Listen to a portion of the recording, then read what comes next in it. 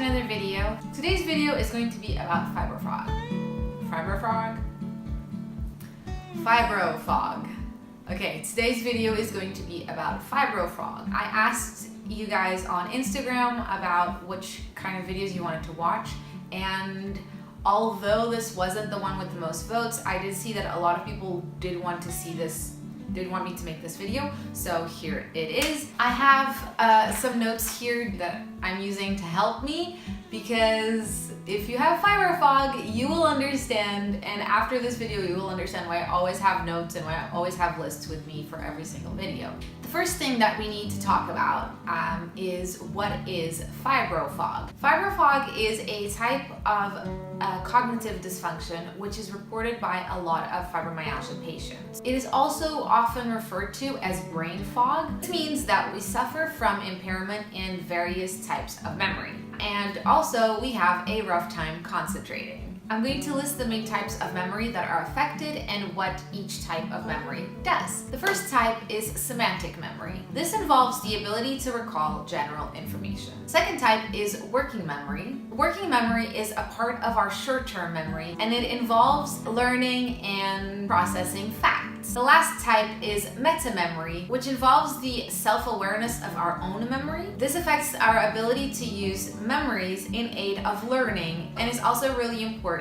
when you are making decisions. Some people say that having Fibro Fog is very similar to having ADD, which is attention deficit disorder, because it is so hard for us to stay concentrated when we have these symptoms, on a worst day. Lack of concentration can contribute to problems with your short-term memory and retention, which in turn can make it really difficult to remember even the most basic things. So when these two things are combined, loss of memory and concentration problems, we have an even harder time following even a conversation. It's very hard because you need both of these things to work together to be able to keep up with things that are going on around you and stuff. So imagine if both of these things aren't working at the same time. So this means that we run into quite a few bigger problems. I will list a few of these things.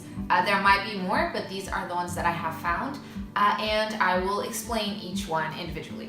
So the first one is inhibited verbal skills. This means that it can be very difficult for us to find the right words, to remember the names of things, even if they are things that we use every single day. We have a hard time, using vocabulary, even if it's normal everyday words, like I said. This problem comes from the fact that both our semantic and working memory are affected. So first, the lack of an ability to recall general information, which is what semantic memory does, makes it hard for us to reach our own vocabulary. Then, our impaired working memory, which, sorry, little side note, but working memory is such an ironic name, and because it doesn't work.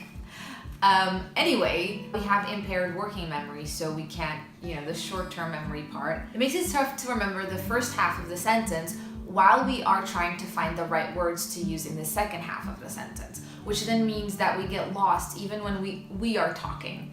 We can forget what we are talking about while we're searching for the words to say next. So basically what this means is that we can have limited verbal fluency, and our speech may be altered or slower and more difficult to understand. Because of these two things, we may also struggle with language skills, so speaking other languages. We have a hard time doing math, reading, and any other process that may require temporarily storing bits of information in our brain. The next big problem that we have is impaired judgment. This is caused by the effect that fibromyalgia has on our meta-memory. So when you can't use your previous memories to make future decisions, it can be easy to make the same mistakes. It's not so much that we can't recall the memory itself. We have a hard time connecting the memory to the possible outcomes that this decision entails. We just have a reduced ability to connect the memories to the outcomes to help us predict the consequences of our present actions.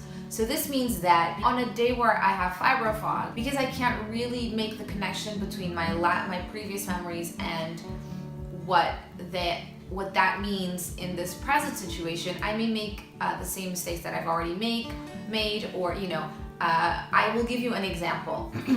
I sometimes buy the wrong thing at the supermarket several times in a row, even though I am told that that is not the thing that I wanted, or that's not what is on the list. My brain just my brain just can't connect the memory of having made that mistake to what I'm doing right now. So that means that I will buy the same thing, even though I've already been told that that's not what I'm supposed to be buying. The next big problem that we run into is impaired cognitive abilities. So on top of everything that I've already described, studies have shown that fibromyalgia patients have a reduced ability to carry out even the simplest cognitive tasks, which can be anything from performing a simple calculation in our head to executing problem-solving tasks, which are a part of our cognitive function in our brain. So this means that when you join all of these things together, we just have impaired cognitive abilities. That means that we may take longer to understand things, we may not understand how things work, even things that we work with every single day. I'll give you another example.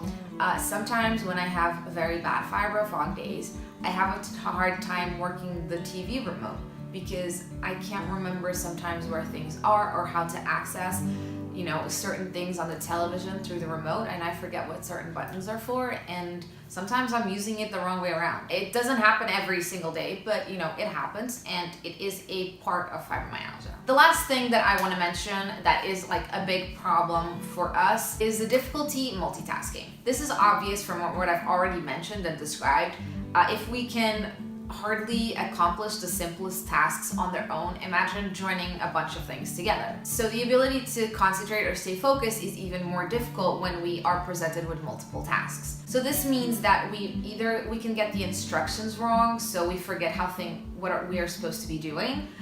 We may even completely forget a specific task. So say if you have a bunch of big to-do lists, if you're doing housework or something, we may forget to do like whole things off the list, or we can do them wrong. And this is probably more common is because we get distracted and we can't really focus on one thing. We start doing one task and then we move on to another one, and we keep moving on from task to task, and we do a little bit of everything, but we end up not being able to complete any task.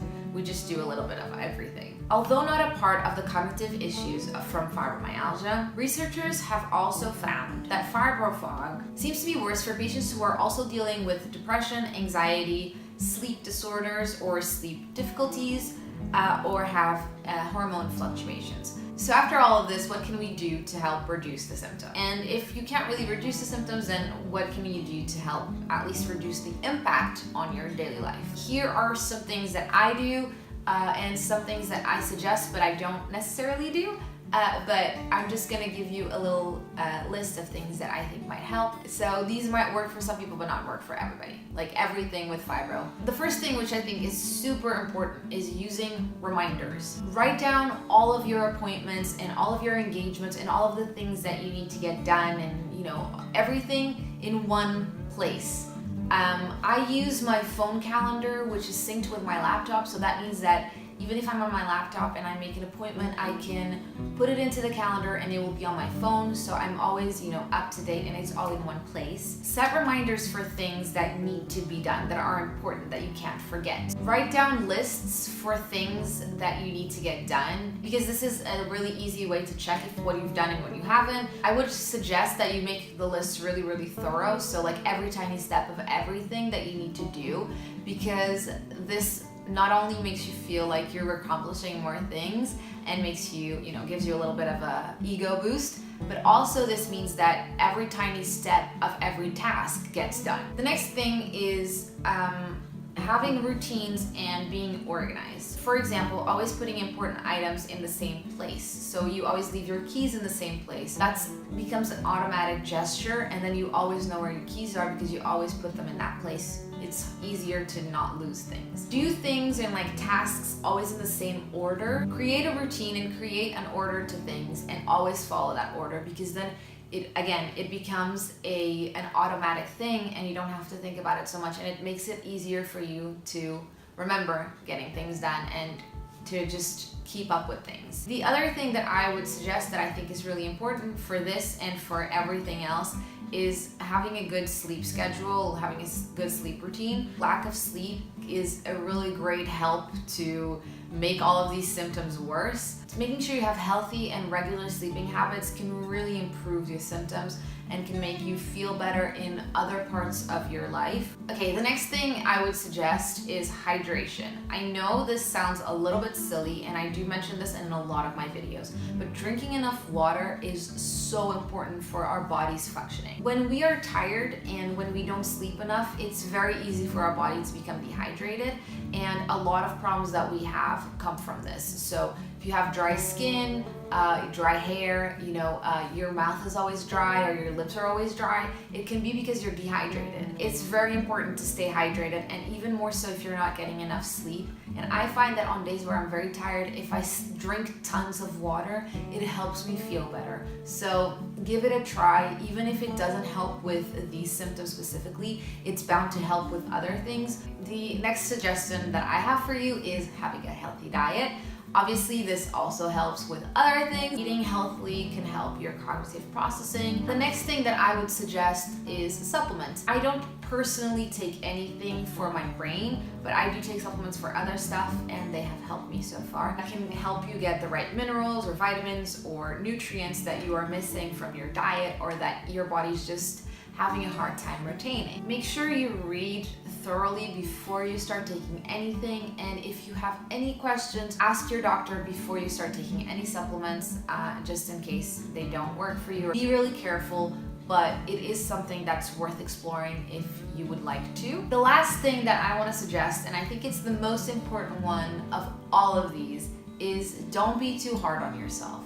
It's okay, we all forget things, we're all on the same boat. We can really easily become stressed out and anxious and frustrated when we can't remember things and we can't do stuff, and we have enough things that are already contributing to that feeling. We don't need another thing. Laugh it out, make fun of yourself, don't take it too seriously.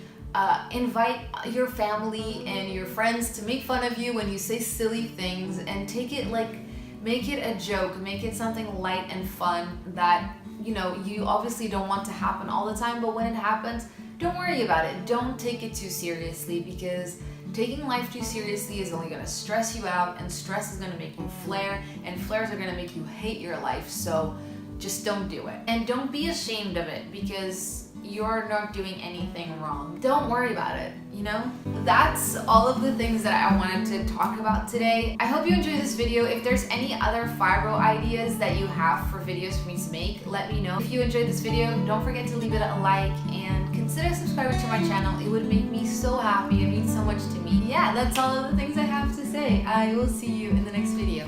Bye!